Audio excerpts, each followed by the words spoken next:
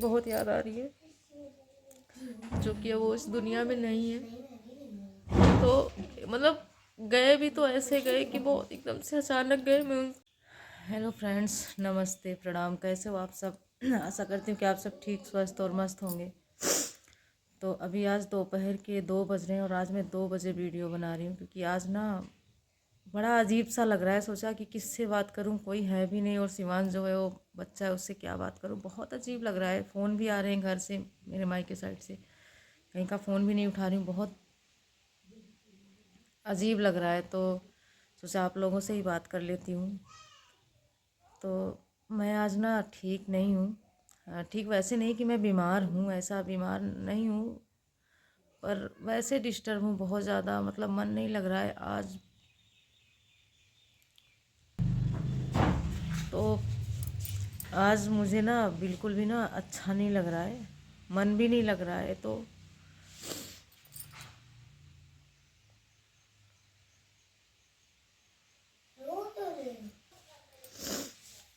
ऐसे लग रहा है कि मैं कहाँ जाऊँ, कुछ समझ में भी नहीं आ रहा है। बस शादी के बाद ना बहुत कुछ चीज़ें बदल जाती हैं आपकी लाइफ में। ऐसा नहीं है कि मुझे ससुराल में कोई तकलीफ़ है, मुझे कोई भी तकलीफ़ नहीं है। बहुत अच्छा मेरा ससुराल है, मुझे सब कुछ मिला है। तो ये आप लोग मत सोचिएगा कि मैं ससुराल की वजह से रो रही हूँ। मैं ससुराल की वजह से नहीं रो रही हूँ। हाँ, ससुराल में हूँ, अकेली हूँ, ये एक वजह हो सकती है। पर मेरी लाइफ में ना, जो जब से मेरी शादी हुई ना, बहुत कुछ बदल गया, और बहुत जल्दी जल्दी बदला। मतलब संभलने का मौका कम मिला मुझे, और वक्त जो है ना मेरे कंट्रोल के बाहर मेरे से होता चला गया। तो आज मुझे मेरे पापा की बहुत याद आ रही है, जो कि वो इस दुनिया में नहीं है।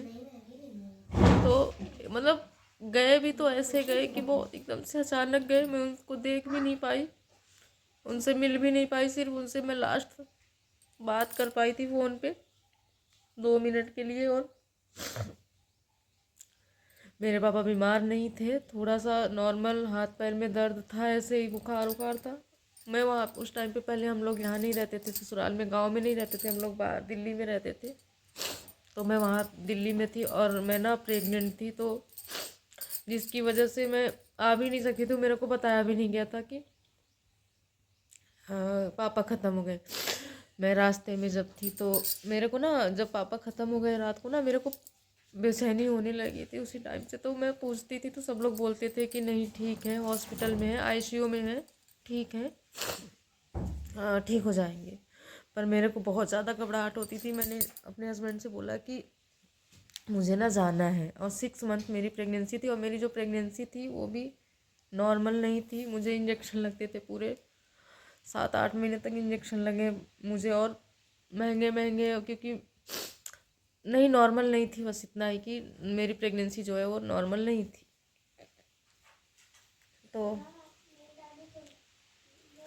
जिसकी वजह से मुझे नहीं बताया गया, इन लोगों ने नहीं बताया कि अगर टेंशन ले लेगी, डॉक्टर ने बोला था कि टेंशन नहीं मत लेना, इनको बोलना कि टेंशन नहीं लेंगे। तो इस वजह से इन लोगों ने मुझे नहीं बताया था। फिर उसके बाद क्या हुआ, मैं सुबह हमारा रजिस्ट्रेशन हुआ, इन्होंने करवाया कि मैंने बोले कि वंदे भारत से तुझे ले चलूँगा। सुबह सुबह हम लोग वहाँ से निकले। मैं जब इलाहाबाद आई, तो मैंने पूछा कि कौन सी हॉस्पिटल। मेरे को बताया गया था कि स्वरूप रानी इलाहाबाद में जो है उसमें है। मैंने इनको बोला कि डायरेक्ट वहीं चलते हैं। मेरे को बाद में पता चला कि जब मैं इलाहाबाद पहुँच गई, मेरे दीदी का लड़का मुझे बोला कि घर आ जाओ। वो नहीं रहे। एकदम से जब आपको कोई चीज़ पता चलती है, वो भी माँ बाप के बारे में, तो कैसा लगता है। तो फिर मैं गई वहाँ पे, बस सब कुछ ख़त्म था वहाँ पर, कुछ भी नहीं था। आज उनकी सच में मुझे बहुत ज़्यादा याद आ रही है। यहाँ मेरे सास ससुर भी नहीं है मेरे साथ।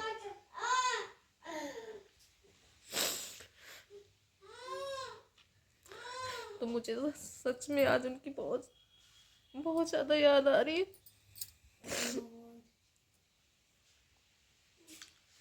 ऐसे लगता है ना कि किसी एक का घर में बड़े का होना बहुत ज़रूरी है। तो